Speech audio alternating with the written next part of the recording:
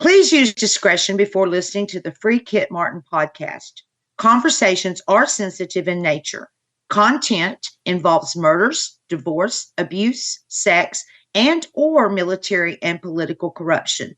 We encourage the listeners to proceed with caution. The Free Kit Martin podcast is for entertainment and information purposes only. While information is thought to be accurate, content is our opinion and not guaranteed in written or verbal format. I'm Stacy Stone, and I'm here with Crystal McKenzie. I'd like to introduce you to the main character in this story. His name is Chris Martin. Christian Richard Martin and his military friends would later nickname him Kit. The name Kit Martin is beginning to become a household name across our country. He is a convicted American hero. We cannot figure out for the life of us how anyone could ignore this story. He grew up in an average middle-class military family. His father retired from the Air Force and served in Vietnam. One of his sisters also retired from the Air Force after serving in the Nurse Corps. Now, Kit's mother, she grew up in England and later became an American citizen. So as you can imagine, coming from an Air Force family, they moved extensively, and Kit utilized all of that time to earn the prestigious Eagle Scout designation. With the family's military history at 17 years old, Kit Martin decided to join the United States Army Reserves. He learned to be a cavalry scout while attending the University of Nebraska, and upon graduating college with honors, he earned a full commission as a full-time Army officer. Kit met and fell in love for the first time in his life with Stacy. They were married for 13 years and were blessed with 3 children. Kit had hoped that resigning from the Army would save his marriage, but it didn't. After the marriage ended on good terms, Kit met his next wife, or so he thought. Her name was Joan Harmon Guerre.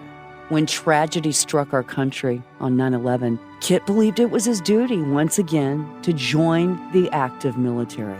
His new wife, Joan, really loved this decision because, Kit would later learn that her support was sort of motivated by her desire to alienate him from his biological children and Stacy, and his entire family for that matter.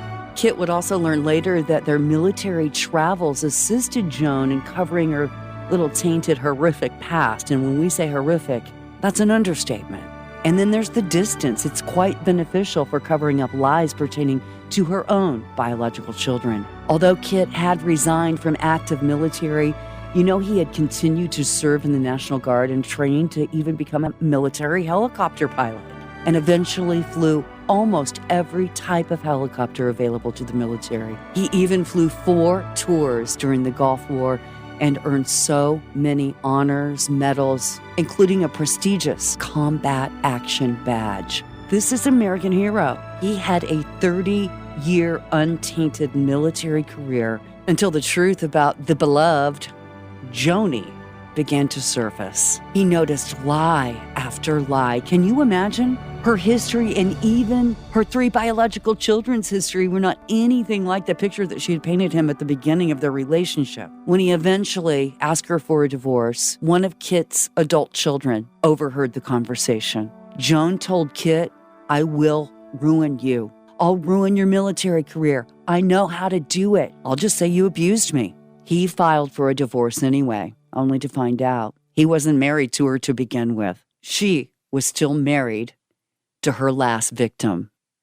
When she vowed, "I will ruin you," a court-martial, 3 murder and 4 life sentences, Kit Martin's in a Kentucky prison, wrongfully convicted, and this is one of the greatest American tragedies of our time. Welcome to the Free Kit Martin podcast. My name is Crystal McKenzie. I'm a radio personality, ex-wife of Kit Martin. Stacy Stone is my partner. We advocate for freedom of this innocent man. I mean, think about it. 108 DNA samples, 0 connected to Kit. They never took Joan Harmon's DNA. 0 evidence in that entire trial connected to Kit Martin. They were able to convince a jury of 12 that this man committed triple murder with 0 evidence. Oh, and guess who was caught with one of the victim's phones? Joan Harmon. We're trying to make sense of the corruption. We're trying to make sense of the lies. Help us unpack the Kit Martin story. I think today, Stacey, what we need to do is just go over the evidence of the Kit Martin trial. Now, really, like what Tom Griffiths, our defense attorney, said towards the end of this whole thing and in his closing, in fact, it's how he started his closing arguments, is this case is zero evidence.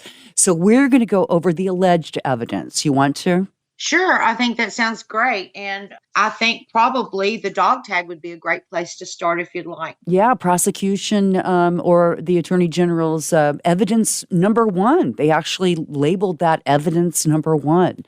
So let's go over the dog tag. I think it's one of the most important pieces of what seems like it would be planted, because it doesn't make any sense that Kit would run across the street to plant this kind of evidence that has his name written all over it, like he's like bragging about it or something. It just made zero sense to me that they would put this as a piece of evidence number one. It's like leaving your signature. It's like I'm going to commit a crime, and then I'm going to leave my signature so everyone is sure to know it was me. And that's outlandish. It is. That's crazy. It is crazy. And no military officer that I know of brags like that. That's unbecoming of almost everybody I've ever met that's served in the armed forces. You just have kind of this humble thing.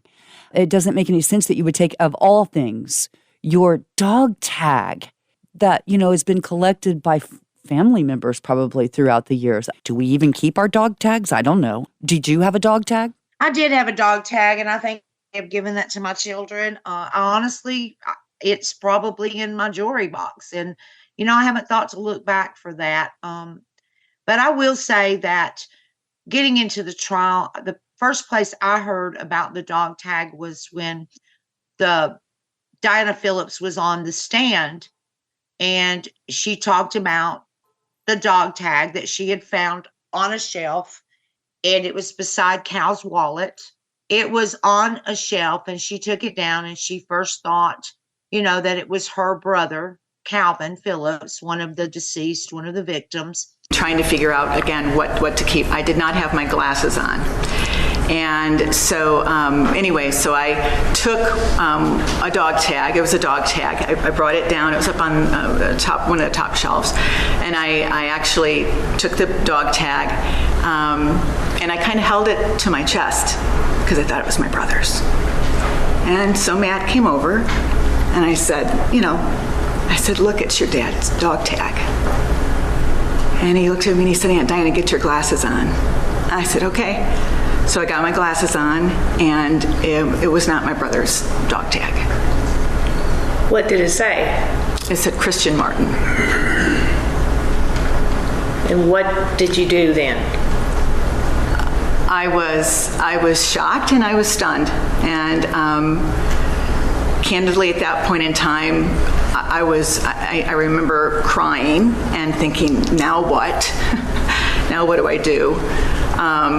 And so we got a baggie, and I put the dog tag in a baggie.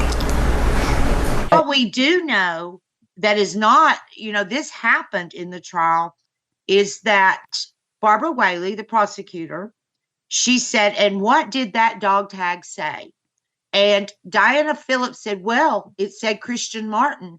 And on the spot in the trial, the prosecutor, Barbara Whaley, corrected her and said, well, no, it said Kit, and she just put it under a rug, and she corrected her on the stand.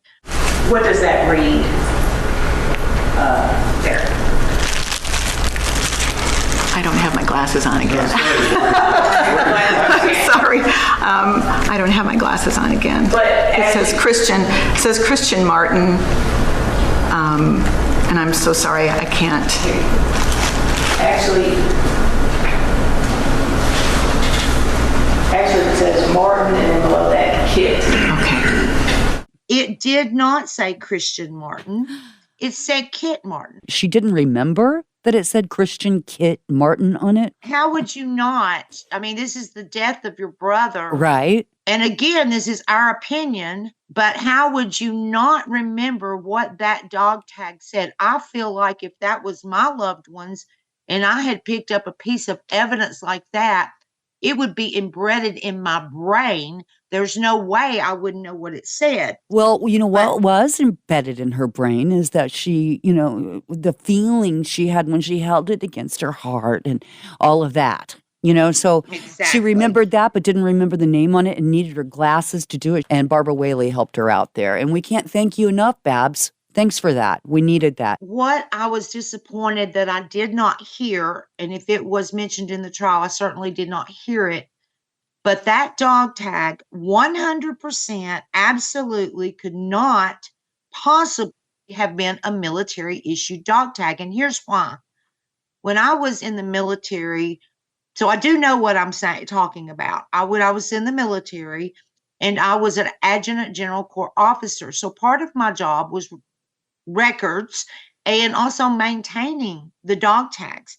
And the regulation, Army regulation, which is commonly referred to as an AR 600 8 14 states that the dog tag cannot have a nickname. It has to have a legal given name on the dog tag. Kit is not his legal name. It is a nickname he was given years later in the military. People around where we lived in our hometown, they never knew him by Kit. His name is Chris. All of us still refer to him as Chris. But again, that regulation, it absolutely states, even if, Crystal, if you or I, we got married and we were in the military and we legally changed our last name, you have to take that documentation to the facility where they make the dog tags, and they have to see that your name is legally changed before they will even print you a military dog tag. And that legality means that your name has to match what's on your passport, on your ID, on your driver's license. It is not a nickname. So that dog tag was not, it absolutely was not his dog tag. That to me was one of the silliest. I mean, even Tom Griffith said it. This is the most ridiculous piece of evidence I've ever seen in my life. I mean, truly. And I remember hearing them a lot refer to, because it was on a string. To me, in my opinion, the string is irrelevant. It doesn't matter what that dog tag was on, or if it was in one of the boot things, or if it was on a string or a breakaway chain, which we know in the military, we wore breakaway chains. That's just what you wore in the military. They're the chains that if they need to break away, they can grab them and they pull off. Right. And so, but to me, the string was irrelevant because I knew it was not a military issued dog tag. And as we know, dog tags, they can be printed at Walmart for keychains. They can be printed online. I looked online. There's a million different places on the internet that you can go and just order a dog tag to say anything you want it to say. The other thing that dog tag said, it said Catholic. Kit Martin has never been a Catholic a day in his life. We were both baptized into the Church of Christ. What? I mean, so where did that come from? That's the first time I've ever heard that the word Catholic was on there. I do know that Joan claimed to be a Catholic. I do know that. Boy, that's really something. And again, we're not being ugly or saying anything bad about any religion. That, of course, is all of your choices, how you worship. That's not for any of us to judge. I'm just saying that Catholic was not Kit Martin's religion. So the dog tag regulation that shows that is not a military issue dog tag is 600 8 14. And that has not changed. It has been the same. There has not been any changes to that. And one other thing, and I hope I can paint this picture clearly. Any dog tag, each line that is embossed into the dog tag can be 18 characters long. So had his name legally been Kit Martin, it would have said Martin, Kit on that first line. It would not have said Martin, jump down to the second line and say Kit. For instance, Martin Christian R would not fit on one line. It would be more than 18 characters. So the correct format for that would have been Martin, and the next line would have been Christian R, period. it's very regulated into how the dog tags are printed. So I wish that had come out in the trial, because obviously, if those were not his dog tags and those were planted, which is obvious, so obvious to me, then what about that bullet casing, Crystal? Oh, there's evidence number 2. Let's get into the bullet casing, that shiny new little, as you guys would say in the South, the shiny new bullet casing. Even the people from Court TV are a little bit concerned about that shiny new bullet casing that they found that would have been weathered and tarnished from being out on that porch. It sat there for how many months later did they find it? 5.5 months?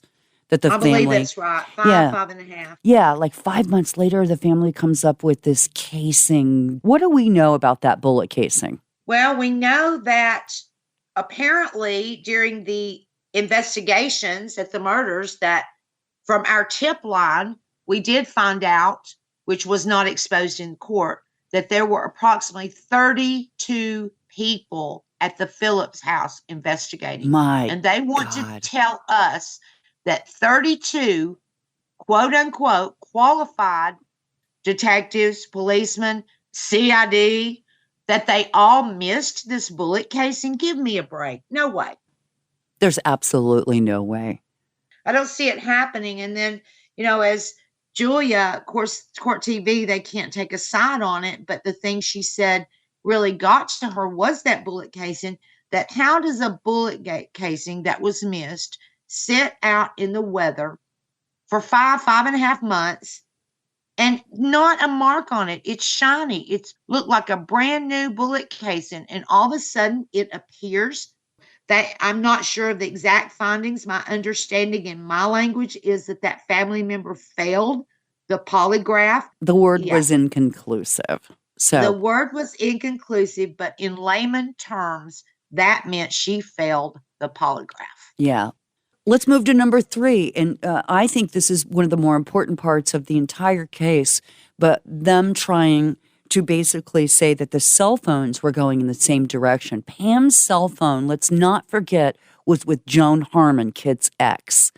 So, yes. So Joan had the phone. You'll see that hashtag throughout the internet, because Joan having the phone is the one piece of evidence that we do have in this case. The rest seems to be made up. Just pulled right out of the clear blue sky. And the cell phone records are so important. Which of the cell phone records are we waiting on again? Do we want to see the discovery in which one? It's Cellbrite records. And actually those records, from what our friend Detective Smith testified to the grand jury to get the indictment, which we now know was false testimony. He said it was a mistake. I say he was lying. And to get the indictment, but he said that Pam's phone and that Kit's phone traveled in the same direction, when the truth is they went to opposite ends. They didn't go in the same direction at all. In fact, Pam Phillips' phone went east from Pembroke, Elkton, right, and then from Elkton toward Russellville, back to Elkton, and at midnight went back to Pembroke. So now we know where Joni was that night, because she ended up with the phone. So, I mean, that's Joan. Those are Joan's footsteps there. As a matter of fact, Joan was able to plead the fifth. So was her son. And they did it outside the presence of the jury. It was the most unbelievable decision I've ever seen a judge make. And that's what. And not right. And Crystal, not just that, it happened outside the courtroom. The defense was explicitly told by the judge, you can't even tell the jury that they pleaded the fifth. I mean, talk about just snowing. I mean, you've just pulled the wool right over the eyes of the jurors. I was watching him do the jury instructions too, and before he sent him back to do all the deliberations, Judge Atkins is, basically telling them, now that we know there's going to be things that you want, a little bit more that you want to hear. You want to, but we have given you all the facts that you need right here. This is all you need. Crystal, I want to know, and maybe our listeners want to know, why do we not have the path of travel from Joan's Cellbrite records? Why did they not request those records, because I believe if they had Joan Harmon, Guerra, Gritton's phone records, that it would show her phone traveling the exact path that Pam Phillips' phone traveled. And that would be case closed. That's exactly right. Case closed as far as we're concerned, but that wasn't allowed in. And No. Joan having the phone was allowed in. We were able to get that. I mean, just take a listen to Noiseworthy here. This is Detective Scott Noiseworthy from the trial in June of 2021. Listen. Detective Noiseworthy, you have previously testified that you obtained or made a trip to the AT&T store in Hopkinsville. That is correct, ma'am. And the purpose of that is you have been contacted by the employee there in regard to a cell phone that had been turned in. Well, our dispatch center had contacted me following them being contacted by AT&T. Yes, ma'am. Bailiff is handing you what's marked Commonwealth Exhibits 160 and 161.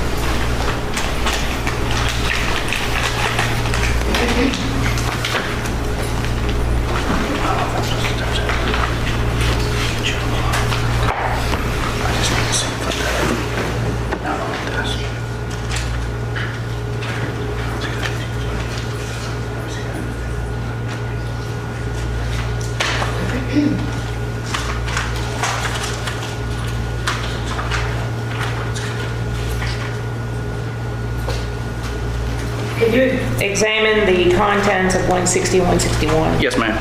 And is that the phone, the cell phone, and the case that you collected from the AT&T store? Yes, correct, ma'am. I believe it was December 31st. December 31st, ma'am. 2015. Yes. And after you collected those items, you secured them in the evidence room. Yes, ma'am. Now, also, when you were in the AT&T store, did the employee, Ms. McCraw, show you the surveillance video She did, ma'am. that had been filmed by the surveillance camera of the person who brought the phone into the store? That is correct. And when you viewed the surveillance video, did you recognize the person who was in possession of the phone bringing it into the AT&T store? I did, ma'am. And who was that? That was Joan Harmon, ma'am.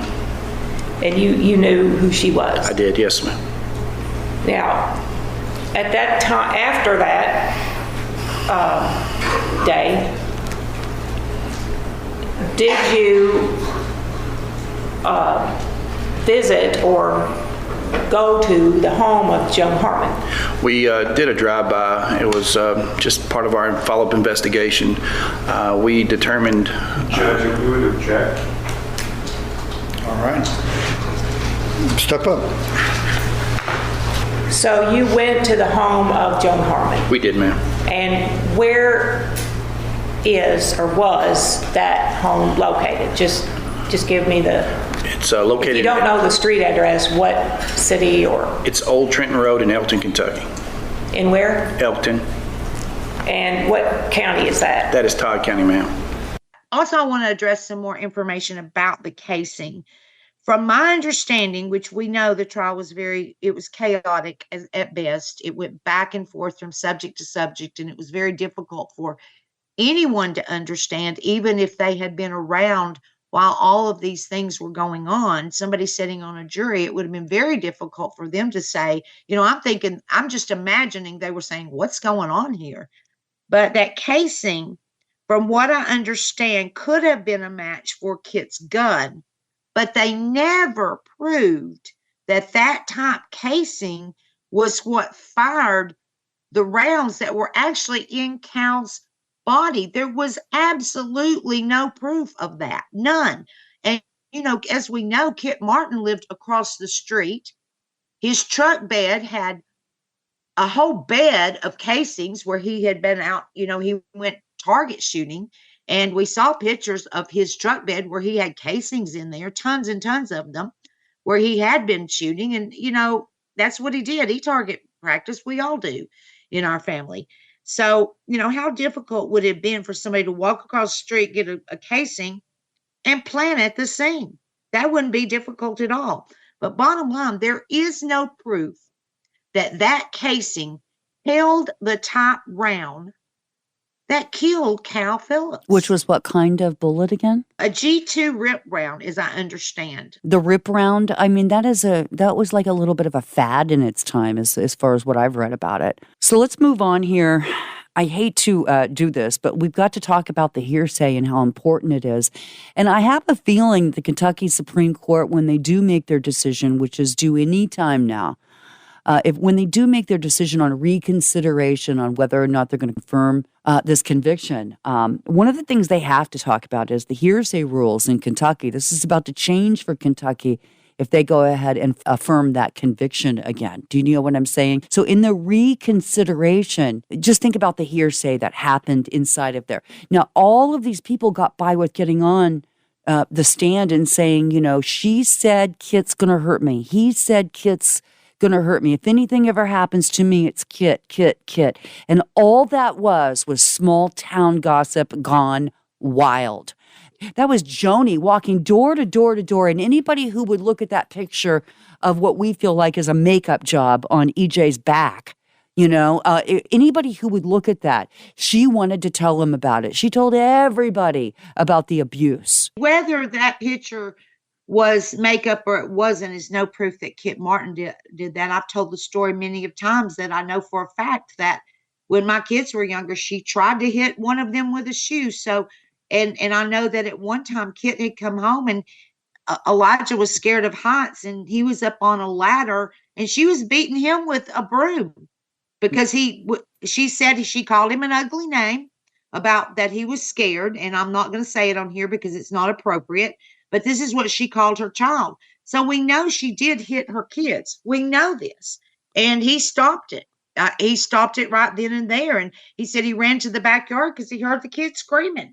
So we don't know if the picture's real or not, but we do know Kit Martin didn't do it. Mm-hmm. And as far as the hearsay, you're right, Crystal. When the Supreme Court is making their decision, to be honest, they're not looking at evidence right now. All they're looking at is procedural. So they're looking at, was it okay for Judge Adkins to rule that hearsay could be allowed? And like you said, it's Joan, because she had this pattern of every person she was with next, she accused the last person she was with of abuse, sexual abuse, physical abuse. So if she went across the street and manipulated the Phillips, as she was so known to do with people, and had them scared and thinking that Kit was this horrible person, all she had to do is go around and play the little Joan card and, oh my gosh, Kit Martin is so bad and he's this and that and he's abusive and, never mind that he's got a 30-year military career that's exemplary. But she went around and if they said they were scared, if they did say it, it's because she planted those ideas in their head. So the hearsay, obviously, and obviously Pam and Cal are dead. They had something to be scared of, but it was not Kit Martin. No, it absolutely was not. Although they may have thought it was because they were, being manipulated by Joan. And God only knows what Joan said to Cal. Anybody who might have been inside the soda shop on the day that, the soda shop over there in Todd County in Elkton is where apparently an argument took place between Cal and Joni. I mean, I know it's hearsay. Sources tell us that there was an argument between Joan and Cal Phillips, and it would be, although again, like you said, it's hearsay, unless they've got it on, sometimes those places have cameras in them. Yeah. But apparently, after that couple weeks before the murders, they had a big confrontation. So, you know what the other thing the judge did? Not only did he allow the hearsay, and that changed everything, but the other thing that changed everything, and it's all on Judge Adkins, is quashing the subpoenas for Joan and EJ to testify. Their Fifth Amendment rights could have been done right there in front of the jury, but he allowed that. That is the other thing that the judge did that really bothered me. I will say that Judge Adkins had a very difficult time making that decision. In fact, he decided that they were going to be made to testify. And then somebody pushed a little bit and he said, oh yeah, I think you're right. We're not going to make them testify. Not only are that we not going to make them testify, we're going to allow them to plead the fifth. Not only are we going to allow them to plead the fifth, we're also not going to let the jury know that they pleaded the fifth. So the jury never even knew that the defense was trying to get Joan Harmon on the stand. Unbelievable. Hey, the plot thickens. We're going to have to pick this up next time here on the Free Kit Martin podcast, where we're going to go over even more of this testimony that was allowed in this trial. If you've never seen the Kit Martin trial, we invite you to get over to Court TV and take a look at it. It's on demand. All you have to do is go to Google and say Christian Martin versus Kentucky. And then on the reconsideration here in the Supreme Court, it is Martin versus Commonwealth. So there is a difference. Yes. Yeah, there's some different kind of wording, but we are awaiting right now the Supreme Court. We have put all of our cards on the table here, and we have also put all of any chances of him getting out of jail into the hands of God. I mean, we have had to. Absolutely. We pray about it every day. And I know Kit is. Kit, yeah. And what Kit's doing, a lot of people turn religious and return to religion once they're, behind bars. But that was going on prior to Kit getting into jail. So he has continued that. He's helping out the chaplain. I know people have commented, hey, just because he's helping out the chaplain doesn't make him a saint. Well, no, we didn't say it did. Well, nobody's a saint. There's nobody's only a saint. Perfect person. Yeah. And that was Jesus Christ himself. So. Right. But what we know for sure is Kit Martin, Christian Richard Martin, did not commit these murders. And if I were the family, I would want to know who did. I would be very uncomfortable with all of this out there right now and not knowing who it was that killed my loved one. I would want to know the actual truth. I don't think the truth's been told here.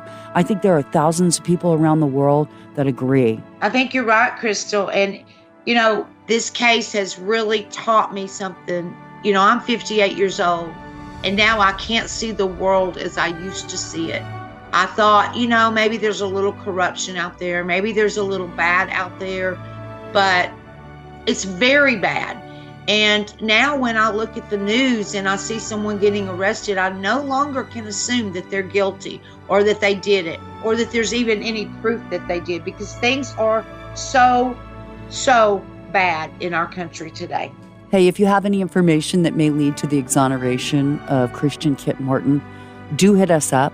freekitmartin@gmail.com. There's a phone number you can call, Stacy. It's 931-273-9724. And please know that any information you can give us, if you do not want your identity revealed, we will keep it in confidence. Yeah. We just need things that, although we do have some new evidence that we cannot reveal at this time, we have to first have a new trial. We need everything that can help us to exonerate Kit Martin because we know he's an innocent man. Thank you so much for listening today to the Free Kit Martin podcast. Again, hit us up, freekitmartin@gmail.com. We're on all the social media platforms. God bless you to all our listeners. Thank you for listening today. And again, join us next time for the Free Kit Martin podcast.